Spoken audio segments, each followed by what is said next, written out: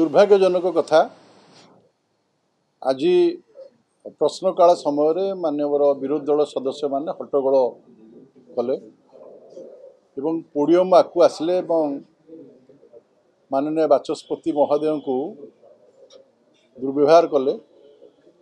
यह गणतंत्र एक निंदनीय कथा। निज निजर कथा को उठाइवाई गोटे समय निर्घंट अच्छी विधानसभा आपण मैंने समस्त जानी प्रश्नकाल सबुठारु गुरुत्वपूर्ण प्रसंग। नुआ विधायक माने आछंती एवं मान्यवर सदस्य माने अछंती से माने निज निज अंचलर समस्या उठेकरी समाधान करिया पई सरकार पाखरे दाबी करती।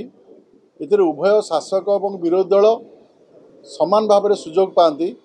ओडिशार विभिन्न प्रसंग को विधानसभा उठा जाए किंतु आज जो भली भाव में मान्यवर विरोधी दल सदस्य माने व्यवहार प्रदर्शन कले कौन विषय उठेबा युक्तियुक्त किंतु ताहा ठीक फोरम रे उठेबार आवश्यकता रही। शून्यकाल समय रे से उठे थांते एवं तांको विषय को चर्चा करि थांते। इसी पुनर्गठन को से माने विरोध करुचंदी। से इसी मानकु दरमा 6 मास पर्यंत देई नथिले। तांकर अप्रूवाल केन्द्र रु आनी पारि नथिले। आज माननीय मुख्यमंत्री नेतृत्व में अप्रूवाल आनी इसी मेंबर मानकु एवं जो माने से कमिटी रे सदस्य अछंती समस्त को दरमा देवार व्यवस्था कले माननीय मुख्यमंत्री एवं माननीय उपमुख्यमंत्री प्रभाती परिडा महोदय। तेणु जुगान्तकारी पदक्षेप नहीं नियम तैयारी करने बदल में विरोधी दल माने नियम भांगुचंती। याकू ओडिशावासी देखुचंती। आज विधानसभा को चलई देले नहीं प्रतिरोध कले एवं परे जाइकी गांधी मूर्ति तले प्रतिवाद करुचंती। से विषय को सेमाने शून्य काल रे उठे पारि थांते आलोचना करि पारि थांते एवं समस्यार समाधान करने पे आलोचना करि थांते। द्वितीय प्रसंग होची इसी पुनर्गठन कथा। सरकार नुआ आछंती तांकू जोटा ठीक लागिबो जोटा प्रकृत रे इसी मेंबर मानक पई कार्यकारी हेई परिबो ताकू नै कि सरकार चिंता करुचंती। आगुरु जो भली भाव में पुनर्गठन करा जायथिला तार भित्तिभूमि संपूर्ण भूल थिला।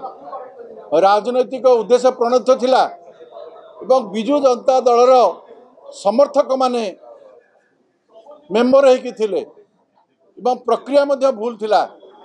आज पुनर्गठन हेले जो योग्य महिला समाज रे अछंती से माने स्थान पाइबे। ए कथा विरोधी दल भूलिबा उचित नुहे जे मोहन माझी सरकार कौन सी काम राजनैतिक उद्देश्य प्रणीत हम ना। ये साधारण लोकंकर सरकार साधारण काम करिबो। आज विरोधी दल जो बड़ी भाव में गृह को स्टॉल कले एवं बाचस्पति महोदय को असम्मान कले यह मु तीव्र निंदा करुछि। विगत सरकार रे ब्रिज एंड रूफ रो जे मुख्य चंचल राणा सी बहुत प्रतिष्ठित लोकों संगे संपर्क थिला। ये कथा निजे विष्णु सेठी खोलाखोली कहउचंती। को मानक पाखरे संपर्क थिला ताकू पर्दाफाश करियार आवश्यकता रही। 10 लाख टंका लांच मामला नहीं सीबीआई खोलताड़ करुची। सीबीआई एक निरपेक्ष संस्था। सीबीआई स्कानर रे विष्णु सेठी अछंती विष्णुपद सेठी अछंती। तेणु तांकू तदंत करिबा किछि नुआ कथा नुहे।